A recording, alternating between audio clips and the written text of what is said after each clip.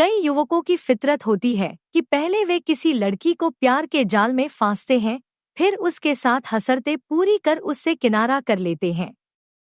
पप्पू राव भी उन्हीं में से एक था। रानी, यह दूर दूर की मुलाकात में मजा नहीं आता, चल कहीं बाहर चलते हैं। पप्पू राव ने अपनी आवाज में शहद घोलकर फोन पर प्रेमिका रानी से कहा।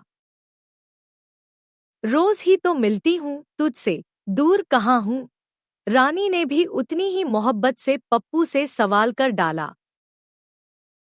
नहीं, अभी तू मुझसे बहुत दूर है। अगर तू सचमुच मुझसे प्यार करती है तो मेरे से बाहर मिल। मैं तुझे बहुत सारा प्यार करना चाहता हूँ, बहुत सारी बातें करना चाहता हूँ, पप्पू बेसब्री से बोला। अपने प्रेमी की इतनी रोमांटिक बातें सुनकर रानी फोन पर शर्मा गई। कुछ पल तो मुंह से बोल ही नहीं फूटे। पप्पू ने सोचा कि शायद वह नाराज हो गई। वह बेचैनी से बोला, क्या तू मुझसे प्यार नहीं करती रानी? तुझे मुझ पर भरोसा नहीं है? बहुत प्यार करती हूँ पप्पू, पूरा भरोसा है तुझ पर। बता, कहाँ आना है? पप्पू राव के चेहरे पर विजयी मुस्कान तैर उठी। वह रानी को अपने जाल में फंसाने में कामयाब हो गया। उसकी मेहनत सफल हो गई। रानी उसके साथ बाहर जाने को तैयार हो गई। अब वह अपनी सारी हसरतें पूरी करेगा। दूसरे दिन पप्पू अपनी प्रेमिका रानी को मोटरसाइकिल पर बिठाकर शहर की तरफ उड़ा जा रहा था। शहर पहुंचकर उसने एक सस्ते से होटल में कमरा लिया और दोनों दिन भर के लिए उसमें बंद हो गए। शुरू में रानी ने पप्पू को रोकने की बड़ी कोशिशें की, मगर जब पप्पू ने शादी का वादा किया और साथ जीने मरने की कस्में खाईं तो रानी का सारा ऐतराज समर्पण में बदल गया। होटल के कमरे में दोनों के बीच की सारी दूरियां मिट गईं। वे दो जिस्म एक जान हो गए। ऐसा एक बार नहीं, कई बार हुआ, महीनों तक हुआ। बीते एक साल में पप्पू रानी को लेकर गांव के आसपास के कई शहरों में गया, बगहा से लेकर गोरखपुर तक। वहां कई होटलों में अपनी रातें गुलजार की। वह रानी को शादी के सपने दिखाता और हसरतें पूरी करता।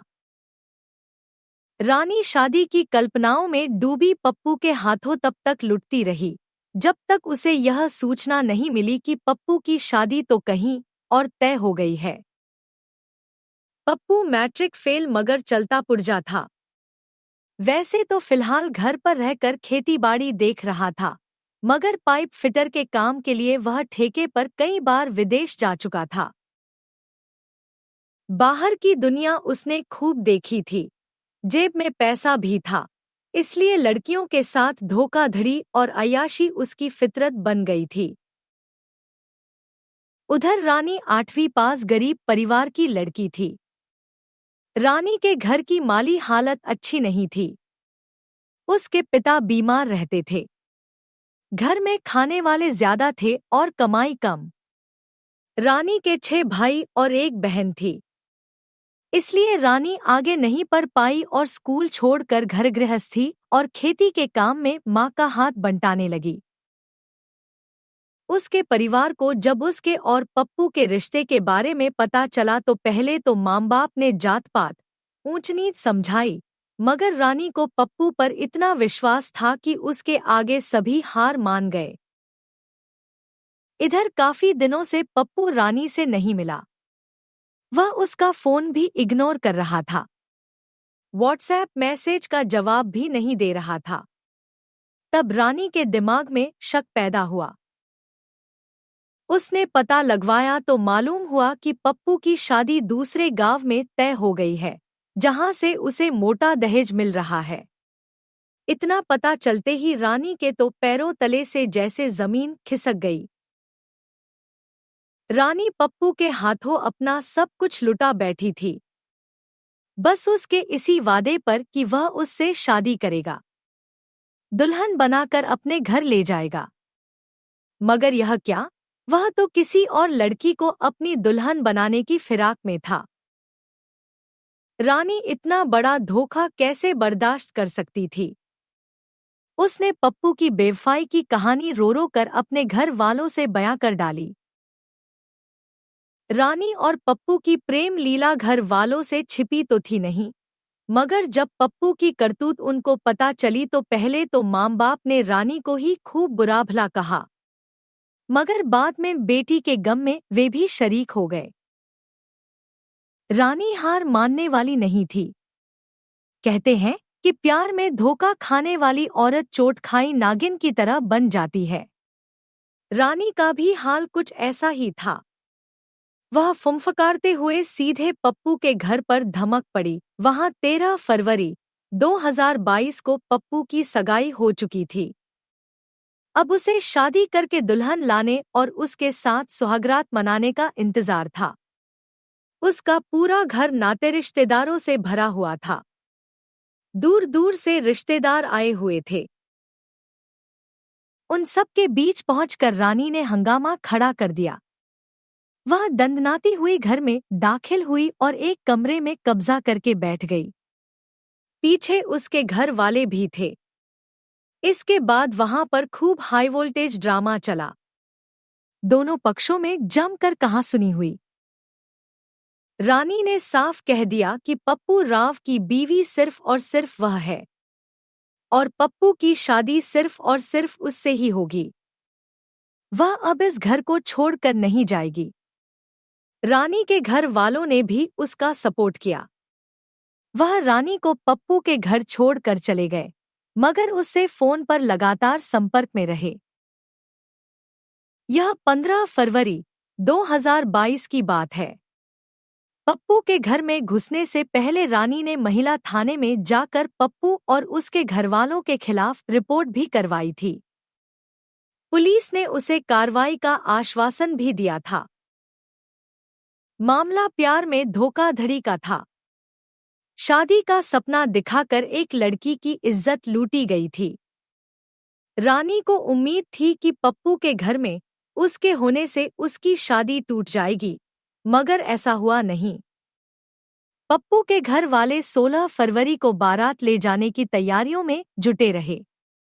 रानी के रोने धोने का उन पर कोई असर नहीं हुआ। बिहार के बगहा जिले में भैरोगंज थाना क्षेत्र के सिरिसिया गांव में अपने बेवफा प्रेमी के घर में धरने पर बैठी रानी का फोन 16 फरवरी को रात 10 बजे अचानक बंद हो गया। उसके भाई ने बड़ी कोशिश की, मगर रानी से कोई संपर्क नहीं हो पाया। घर वाले भागे भागे पप्पू के घर पहुंचे, मगर रानी वहां भी नहीं थी। जिस कमरे में वह धरना दे रही थी, उस कमरे के दरवाजे पर ताला लटका हुआ था। पप्पू के घर वाले ठीक से जवाब नहीं दे रहे थे। कोई कह रहा था, वो चली गई। कहाँ गई यह हमें क्या पता। रानी के घर वाले पूरे गांव में उसे ढूंढते रहे, मगर उसका कुछ अतापता नहीं चला। घर वालों को उसकी हत्या का शक हुआ तो उन्होंने फिर भैरो सिंह थाने में जाकर गुहार लगाई। पुलिसकर्मी तब भी उन्हें आश्वासन देते रहे कि हम कार्रवाई करेंगे। कोई कार्रवाई न होते देख रानी के घर वालों ने बगहा के एसडीपीओ कैलाश प्रसाद से गुहार लगाई। मामला जब एसडीपीओ के कान में पड़ा तो उन्होंने भैरोगंज थाने के प्रभारी लालबाबू प्रसाद से जवाब तलब किया।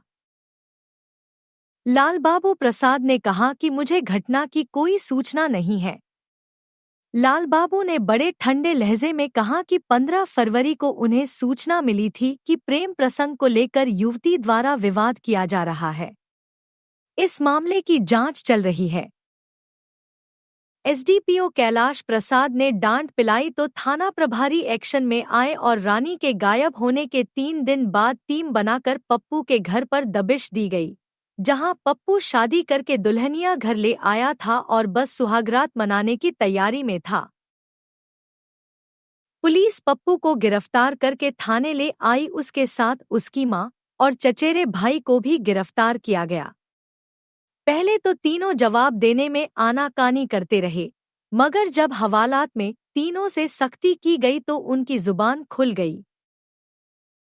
आरोपियों ने बताया कि रानी को वे जबरन एक बोलेरो गाड़ी में बिठाकर सुदूर वाल्मीकि टाइगर रिजर्व के चौठा के जंगल में ले गए थे, जहां गला घोंटकर उसकी हत्या करने के बाद उसके शव को एक जगह गड्ढा खोदकर उन्होंने दफना दिया है। पप्पू की निशानदेही पर पुलिस उस स्थान पर पहुंची जहां रानी की लाश गाड़े जाने की बात आरोपियों ने कही थी। पुलिस ने उस जगह की खुदाई करवाई तो कुछ ही देर में तेज बदबू के साथ रानी का शव दिख गया। गड्ढे के अंदर और शव के चारों ओर काफी मात्रा में नमक डाला गया था ताकि शव जल्दी गल जाए। इससे यह पता चला कि रानी की हत्या से पहले पूरी प्लानिंग की गई थी। जंगल में जगह तलाशना, वहां गहरा गड्ढा खोदना, नमक की बोरियां लाकर उसमें डालना आदि बताता है कि पूरे कांड को कई लोगों की मदद से अंजाम दिया गया होगा। पूछताछ में पता चला कि रानी की हत्या में पप्पू के परिवार के उदय प्रताप राव, सुशील राव, बलदेव राव के अलावा कुछ और लोग शामिल थे, मगर पुलिस सिर्फ 3 लोगों को ही गिरफ्तार कर सकी थी। पुलिस ने वह बोलेरो गाड़ी भी जब्त कर ली जिसे रानी को जंगल ले जाने में इस्तेमाल किया गया था। गांव वालों ने बताया कि शादी के झांसे में लेकर पप्पू ने इससे पहले भी 3 लड़कियों के साथ संबंध बनाए थे, जिसमें से एक मामले में शिकायत भी हुई थी, मगर उसकी फितरत नहीं बदली और उसने रानी के साथ फिर वही हरकत की। लेकिन रानी ने जब हंगामा किया और उसके घर में घुसकर बैठ गई तो वह गुस्से से भर गया। अगले दिन उसकी शादी भी होनी थी, इसलिए रानी से मुक्ति पाने के लिए उसने हमेशा के लिए उसे सुला दिया। इस पूरे मामले में पुलिस की हिलावाली और महिला थाने में रिपोर्ट दर्ज होने के बाद तुरंत कोई कार्रवाई न होने से पीड़ित लड़की की हत्या हो गई।